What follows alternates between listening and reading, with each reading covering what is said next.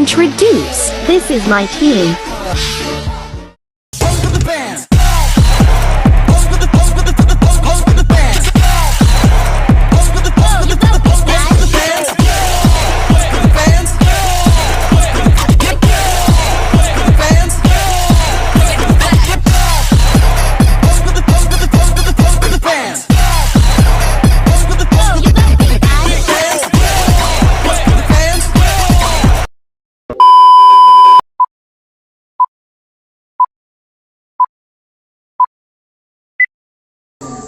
Assalamualaikum warahmatullahi wabarakatuh.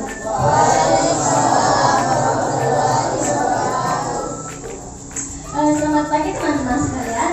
Sebelumnya saya mewakili anggota tim saya mengucapkan terima kasih banyak karena teman-teman sekalian telah meluangkan waktunya untuk menghadiri sosialisasi kami yang berkaitan dengan pendidikan anti korupsi. Adapun materi yang akan kami bahas yaitu pengertian korupsi, faktor penyebab korupsi, nilai anti korupsi, prinsip anti korupsi, strategi, upaya, dan contoh-contohnya. Teman-teman sekalian perlu bawahi bahwa kedatangan kami ke sini bukan untuk menggurui, melainkan untuk berbagi informasi tentang apa yang kami dapatkan di kampus kami. Baik, untuk mengefisienkan waktu, langsung saja ke materi. Sebelumnya teman-teman sekalian silahkan mempersiapkan alat tulisnya agar sekiranya materi yang kami sampaikan dapat dicatat.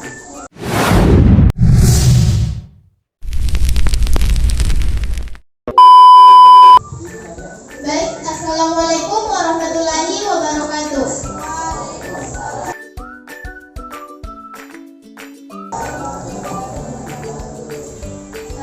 Terlebih dahulu, di sini saya mengucapkan terima kasih kepada teman-teman yang sudah menyempatkan waktunya dan memberikan kesempatan kepada kami untuk melaksanakan sosialisasi pendidikan anti korupsi. Di sini saya akan menyampaikan beberapa pengetahuan saya mengenai pengertian korupsi atau apa sih itu korupsi. Pertama itu pengertian korupsi. Jadi sejarah korupsi itu berasal dari bahasa Latin yang artinya corruption. Itu artinya busuk pada tahun 1951. Pada tahun 1982 di Indonesia itu dikenal dengan nama korupsi seperti yang kita kenal sekarang. Next.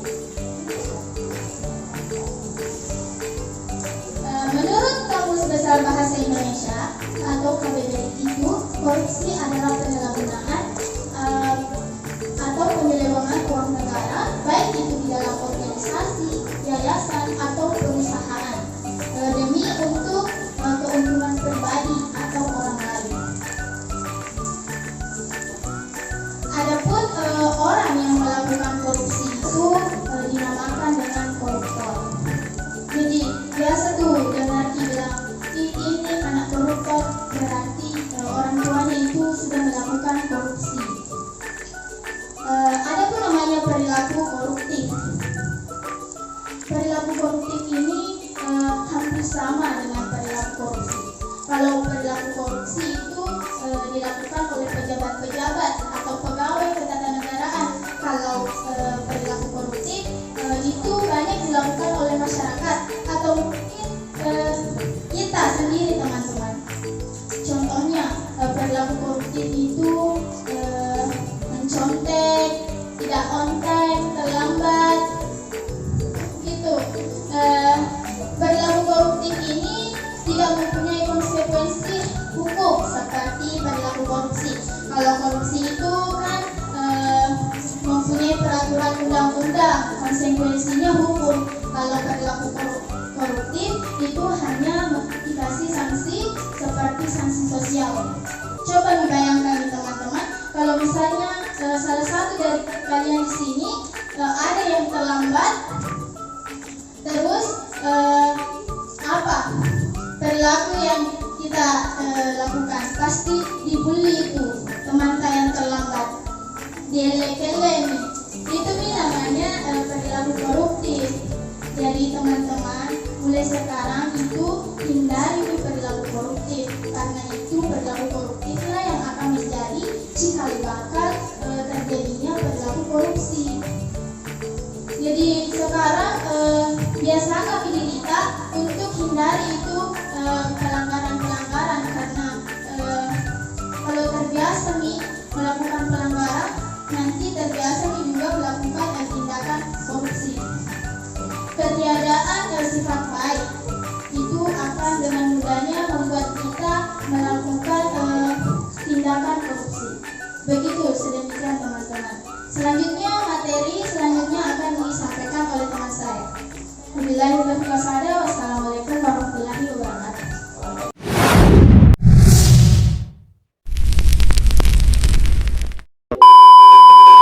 Baik, assalamualaikum warahmatullahi wabarakatuh.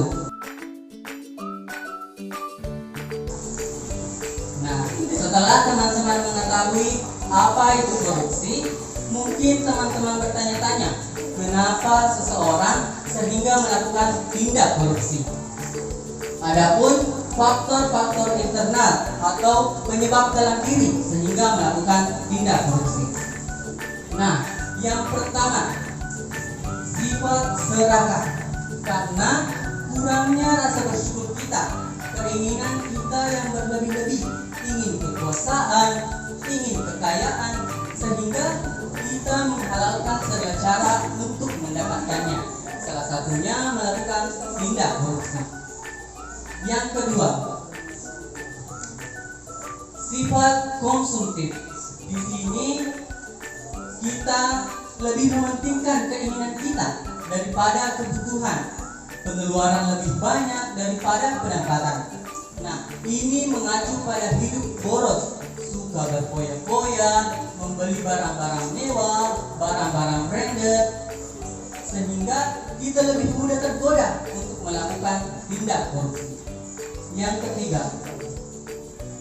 kurangnya moral. Di sini karena kurangnya moral sehingga kita melupakan nilai-nilai etika, nilai-nilai kejujuran. Akhirnya kita lebih mudah tergoda untuk melakukan tindak korupsi. Nah, itulah tadi faktor internal penyebab perilaku tindak korupsi. Nah, adapun faktor eksternalnya akan dijelaskan oleh teman saya. Baik, terima kasih. Sebelum saya lanjut ke materi, ada yang masih ingat dengan nama saya?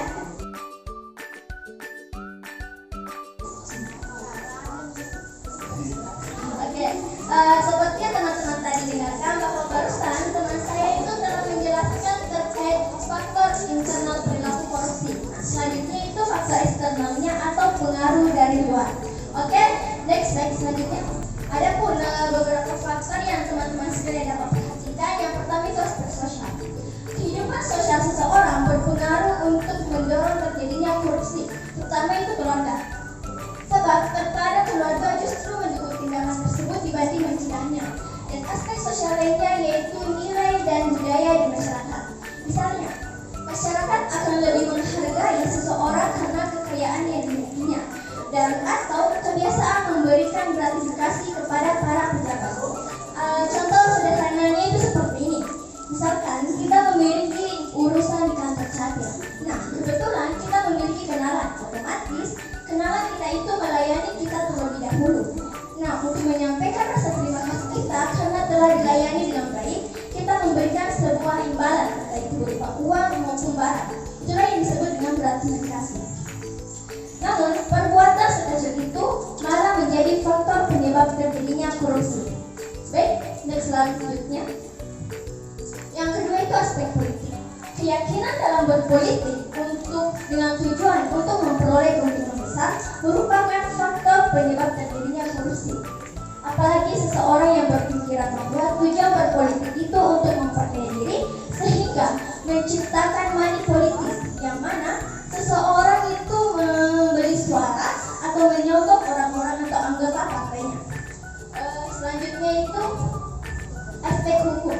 Dalam aspek ini dapat kita lihat dari posisi, yaitu sisi perundang-undangan dan lemahnya penegakan hukum. Seorang koruptor dapat mencari celah dalam perundang-undangan untuk melakukan aksinya. Selain itu, penegak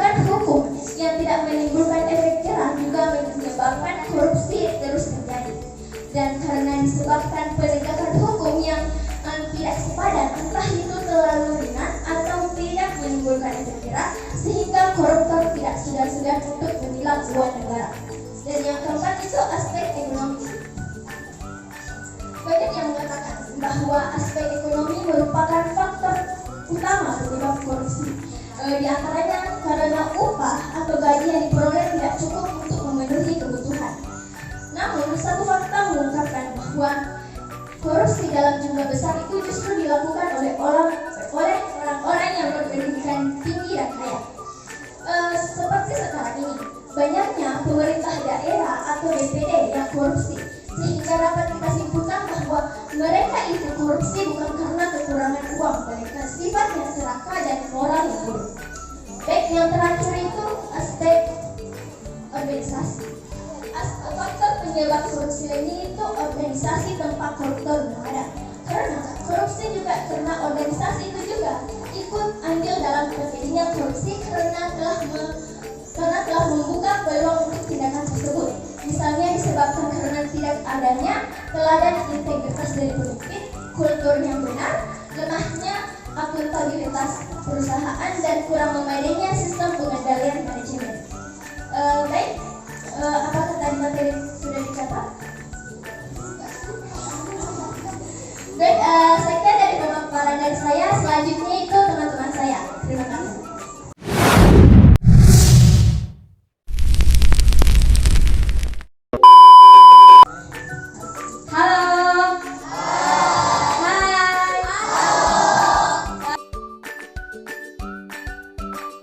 Oke, baik teman-teman, setelah tadi teman-teman mendengarkan beberapa penjelasan dari teman saya, selanjutnya yaitu nilai-nilai anti korupsi. Baik, di dalam anti korupsi ini ada 9 nilai yang perlu teman-teman ketahui. Yang pertama ada nilai kejujuran. Nah, ditahu semua apa itu kejujuran. Jadi kejujuran itu artinya menjalankan segala aktivitas dengan baik dan tulus tanpa melakukan kebohongan atau penipuan. Contohnya berbohong terhadap pekerjaan, seperti melakukan korupsi karena itu merupakan perbuatan yang tidak baik. Kemudian kejujuran ini merupakan nilai paling utama di dalam anti korupsi karena tanpa kejujuran ini kita sebagai manusia tidak dapat mendapatkan kepercayaan dalam berbagai hal termasuk dalam kehidupan sosial. Oke. Kemudian yang kedua ada kepedulian. Nah, kepedulian ini artinya memiliki sifat yang baik dan perhatian terhadap kesejahteraan orang lain dan berusaha mencegah tindakan yang dapat merugikan masyarakat. Nah, kepedulian ini artinya peduli sesama manusia, dan tidak membeda-bedakan. Karena sampai kapanpun kita sebagai manusia akan memerlukan bantuan orang lain. Kemudian yang ketiga, next, yaitu kemandirian. Nah, kemandirian ini artinya bertindak berdasarkan kemampuan sendiri tanpa bergantung pada orang lain yang dapat mengakibatkan terjadinya konflik kepentingan atau penyalahgunaan kewenangan. Artinya dikatakan kemandirian ini yaitu berdiri di atas kaki sendiri, bukan berdiri berdua begini ya, kata-kata kecil.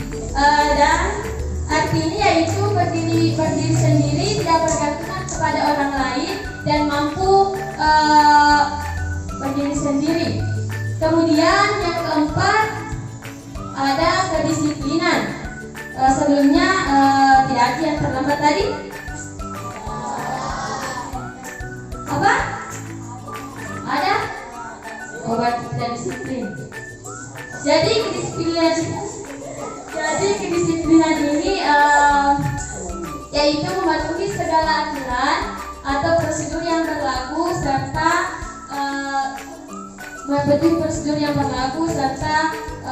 tidak melakukan kesalahan. Kemudian yang kelima yaitu tanggung jawab. Nah, tanggung jawab ini seperti menerima semua konsekuensi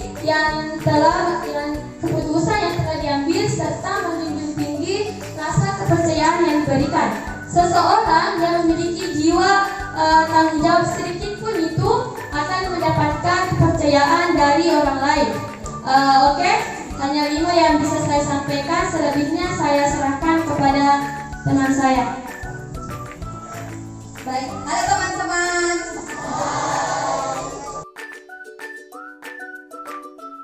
Baik, di sini saya juga akan membahas materi nilai-nilai anti korupsi lanjutan yang dibahas oleh teman saya tadi. Adapun nilai keenam yaitu ada yang namanya kerja keras. Nah, kerja keras di sini berusaha dengan sungguh-sungguh dalam menjalankan tugas dan mencapai tujuan dan tidak mencari lagi yang namanya jalan pintas yang melanggar aturan. Yang kedua yaitu ada yang namanya kesederhanaan. Sederhana, hidup dan bertindak sederhana tanpa berlebihan, menghindari sikap hedonis dan materialistis yang dapat memicu korupsi. Nah, yang ketiga yaitu ada yang namanya keberanian, berani melaporkan dan menentang sendiri. Nah, keberanian ini kayaknya berani melaporkan dan menentang memihak meskipun mendapatkan resiko atau tekanan serta memiliki integritas dalam menghadapi godaan. Nah, yang terakhir yaitu keadilan. Nah, keadilan di sini bertindak adil dan tidak memihak, memberikan hak sesuai yang semestinya tanpa diskriminasi, serta memastikan semua orang dapat diadilkan di setara atau di hadapan hukum. Nah, adapun kesimpulan dari nilai-nilai anti korupsi ini yaitu menginternalisasi nilai-nilai anti korupsi dalam kehidupan sehari-hari dan dalam kehidupan lingkungan kerja untuk menciptakan budaya yang bersih, dari yang namanya anti korupsi dan meningkatkan serta kepercayaan dalam masyarakat. Nah, itulah tadi materi mengenai nilai-nilai anti korupsi. Selanjutnya teman saya.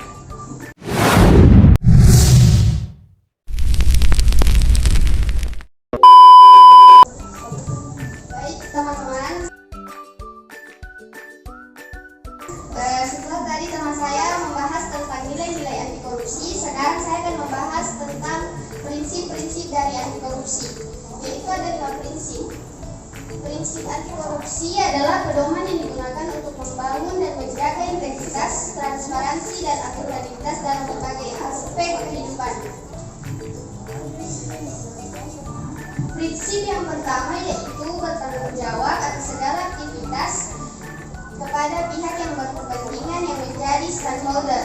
Yang kedua, transparansi atau transparan, yaitu keterbukaan dan kejelasan dalam setiap aspek pemerintahan dan institusi publik untuk mencegah serta mengurangi korupsi.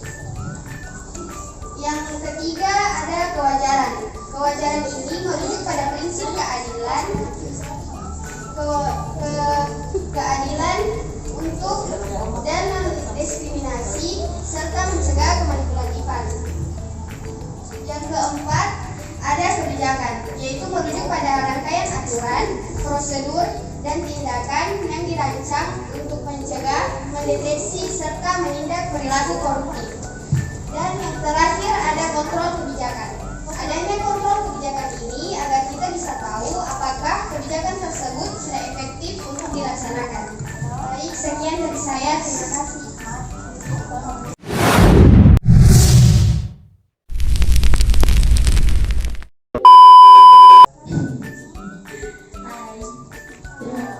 Terima kasih atas kesempatan yang diberikan.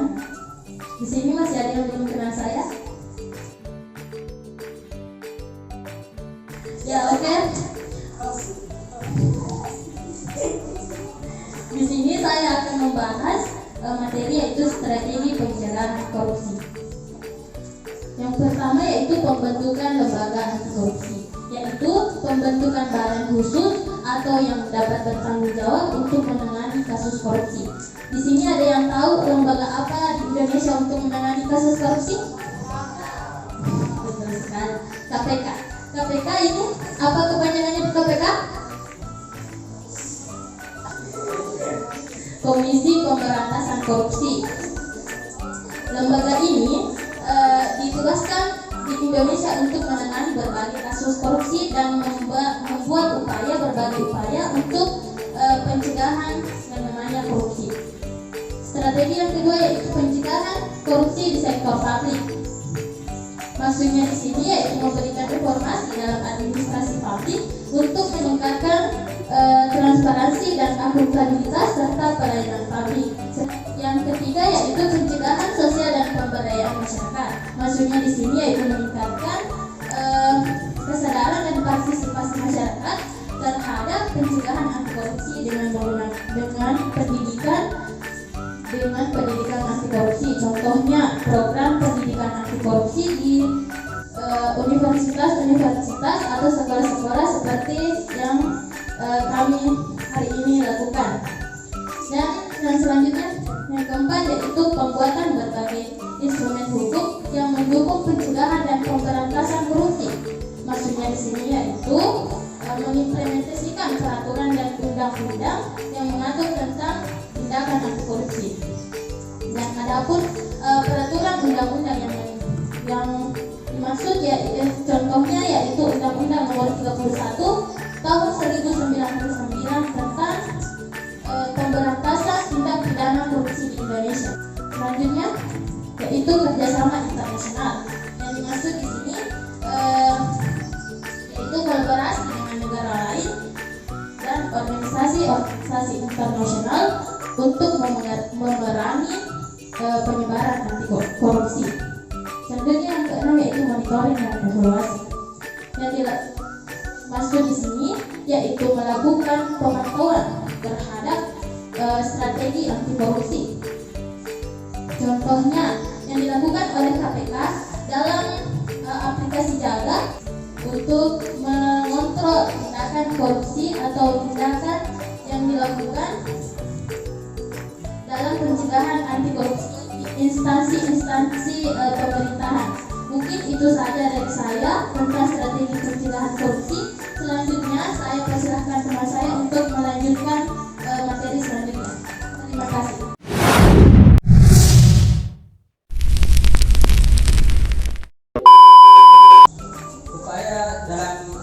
Menurut Peter Hoxler, ada 3 kebijakan yang dilakukan untuk pemberantasan korupsi. Yang pertama, kebijakan menggunakan hukum pidana. Yang kedua, kebijakan menggunakan atau pemberantasan korupsi non hukum pidana. Yang ketiga yaitu kebijakan bagaimana masyarakat melihat kejahatan melalui media sosial. Adapun jalur pemberantasan korupsi yaitu jalur penal atau sifatnya represif, yaitu tindakan menindaklanjuti tindak pidana korupsi, yaitu orang yang melakukan koruptor menggunakan hukum pidana. Yang kedua yaitu jalur non penal atau sifatnya represif, yaitu melakukan pencegahan seperti yang sekarang ini menggunakan atau sosialisasi atau berupa webinar. Adapun strateginya, yang pertama membentuk Komisi Pemberantasan Korupsi, contohnya KPK. Yang kedua yaitu melaporkan dan mengumumkan gaji pegawai pemerintah,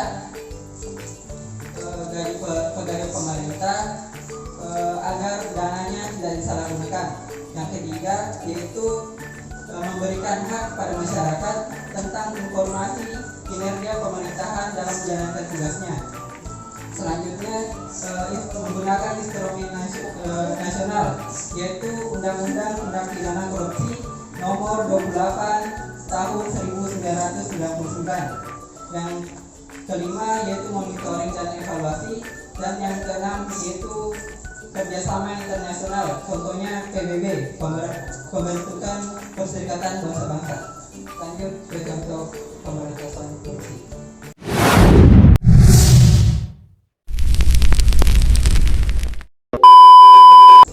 Baik, adapun contoh tindakan korupsi. Pada dasarnya korupsi bukan hanya tentang uang, harta ataupun kekayaan, tetapi juga tentang etika, sikap dan moral dalam kedisiplinan dan kejujuran. Adapun contoh-contoh perilaku tindakan korupsi, yaitu melakukan manipulasi LPG atau laporan pertanggungjawaban demi keuntungan kelompok atau perorangan. Dan yang kedua, menyuap pegawai negeri ketika akan mengurus pembuatan dokumen tertentu agar proses penyelesaiannya dapat dipercepat. Dan yang ketiga, menyogok aparat lalu lintas dengan memberikan uang sehingga pengemudi bebas dari tilang. Dan yang keempat, tindakan korupsi waktu dengan datang terlambat. Dan yang kelima, meminta uang iuran kepada orang tua melebihi nominal sebenarnya.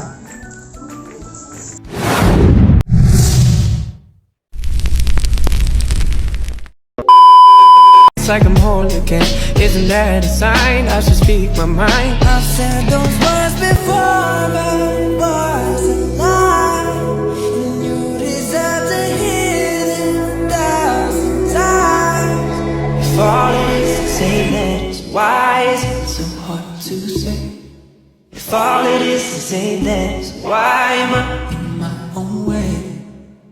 Why do I pull you close and then ask you for space?